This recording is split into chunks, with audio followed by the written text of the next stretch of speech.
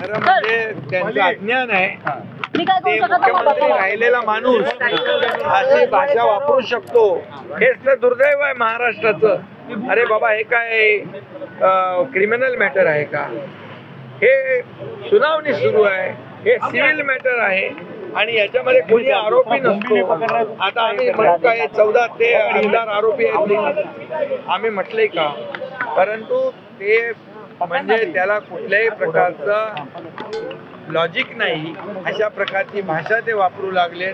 याचा अर्थ त्यांना त्यांचा पराभव दिसू लागलेला आहे. आम्ही फक्त एवढंच सांगतो, निर्णय जो आहे, जो निवडणूक आयोगाने, जो सुप्रीम कोर्टाने जजमेंटमध्ये काही मुद्दे उपस्थित केलेले आहेत, याप्रमाणे लोकशाहीमध्ये बहुमत, मेजॉरिटी यालाच महत्त्व आहे आणि म्हणून हा निर्णय स्पीकर जे अध्यक्ष आहेत ते देखील मेरिटवर निर्णय देतील अशी आम्हाला अपेक्षा आहे.